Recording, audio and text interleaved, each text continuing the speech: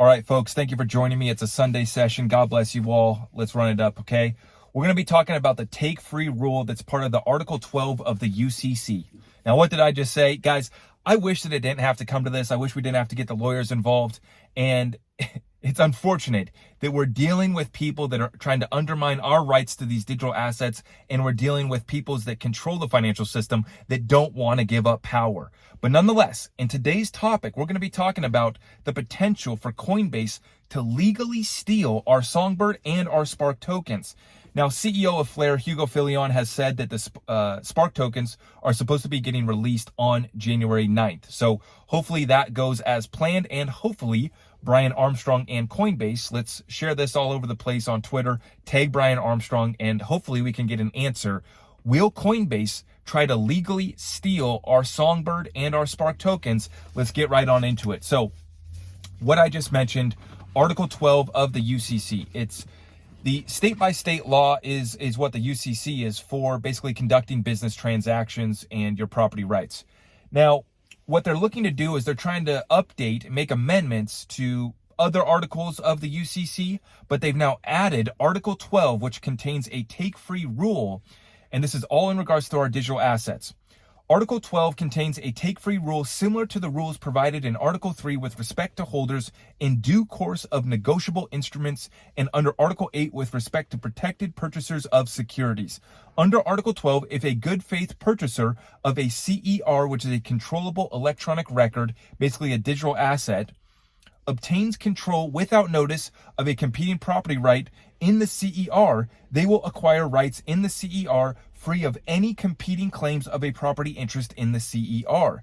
This could have significant ramifications in the case of a stolen NFT, since it would mean that a good faith downstream purchaser of the stolen NFT would acquire the NFT free of any claims by the victim of the theft.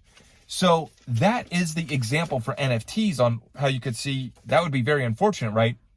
You get your NFT stolen from you, someone downstream buys that NFT, they come into ownership of that property. If there's no competing claim, they would be able to take, their rights would be superior to that of you, the token holder, the NFT holder that had your property stolen. Now, this has been adopted in 4 states already. And like I said, this impacts not just XRP token holders. Anybody in the digital asset space needs to understand these amendments, this Article 12 take-free rule that's being adopted in the UCC, and how it could impact you. Now, this is the email that we got in our confidential committee for the XRP buyback. This is from Jimmy Valley, and he's going to give you the example of what could happen here in this case of the Songbird tokens. Under the adopted take-free rule in Article 12, if a good faith purchaser of a CER obtains control without notice of a competing property right in the CER, they will acquire rights in the CER free of any competing claims of a property interest in the CER. For example, consider the Songbird tokens that were airdropped to XRP token holders on Coinbase. So for those of you like myself that had your XRP on Coinbase at the time of the snapshot, December 12, 2020, we have not received our Songbird yet from Coinbase. Where are you at, Brian Armstrong? And we will hopefully receive our Spark tokens, which are supposed to be dropped on January 9th, I guess.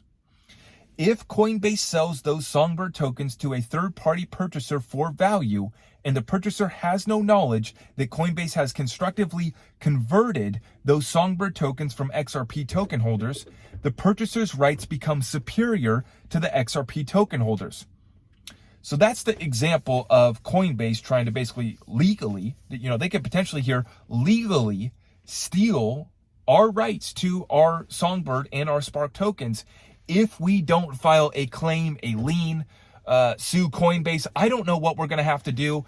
And I had a conversation with Jimmy, and I said, man, you work with the lawyers and let me know how I can help and be of service, because if I need to make a tutorial video, show folks how we go down to the county courthouse and file a lien for our Songbird, whatever it takes, whatever I have to do, I am ready to be of service. And the reason why I'm participating in this buyback is because I'm working on behalf of the community. Now, Consider further the adverse claims being made by the United States Securities and Exchange Commission. The XRP itself is a security and the associated cloud on title, resulting in a diminished fair market value for XRP. If that XRP is purchased even by the Treasury or the Federal Reserve, for example, for fair value without, or not fair value, for value, without knowledge of the XRP token holder's claims or competing rights, the Treasury Federal Reserve could argue, probably successfully, under the take-free rule, that their ownership and control rights are superior to that of the XRP token holder. And then Jimmy cites this article here from Skadden that I read off at the beginning of this video. This concept has already been adopted in Wyoming, Connecticut, and Texas with respect to the extinguishment of security interest in transferred digital assets. Here is the Wyoming law. Quote, a transferee takes a digital asset free of any security interest 2 years after the transferee takes the asset for value and does not have actual notice of an adverse claim at any time during the 2-year period. Jimmy says, in other words, it's extremely important during these uncertain times that all XRP token holder claims be made early, often, loud, and publicly. Now, this is why this is so important. Right here, we're coming up on the 2-year anniversary of the snapshot for when the Flare snapshot was on December 12, 2020. But then we're coming up on the anniversary when the Songbird tokens were distributed to Coinbase.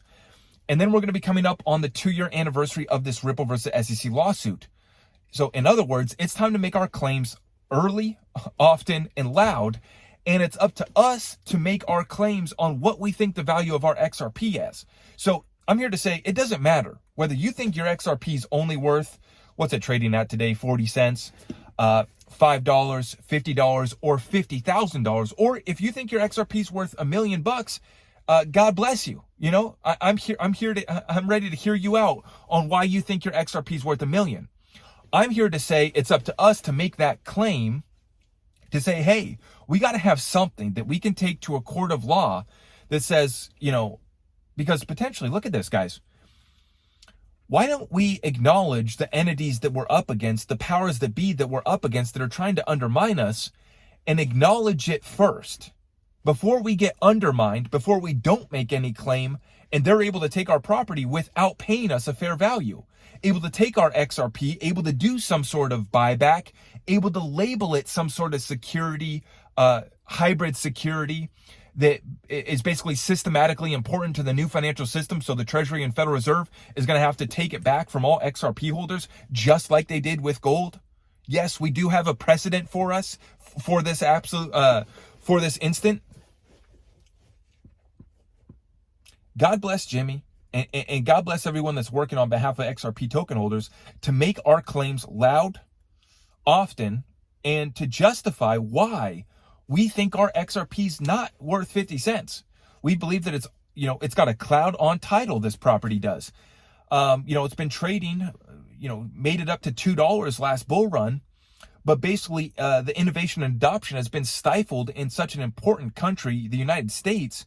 And that's held back the price of XRP. And, oh, by the way, the SEC did not include Jed McCaleb, who was able to suppress the price of XRP by dumping millions of XRP tokens on us. Basically, billions of XRP has been dumped by Jed McCaleb, and he was not included on this SEC case. So that's pretty interesting. And so that's why I am going to continue to have this conversation. This is why I think that this work being done on behalf of the confidential committee is important, is because we're working with the lawyers and figuring out what claims, what liens, what filings we need to do on behalf of XRP token holders. But I'm here to say that everyone in the NFTs, anyone that's invested in digital assets, you better understand these updated amendments, Article 12, the take-free rule, and how to secure your crypto, not your keys, not your crypto. We've been talking about that for a while, about getting our assets off these exchanges. We don't trust any of these exchanges, especially right now during this liquidity crisis. And we've been talking about that. And I'm not here, this video, the reason why I made this video is not to spread more fear, uncertainty, and doubt. There's enough of that in the space. What I want to bring this video about, why I want to talk about this, is so that we're aware and so that we can have this conversation.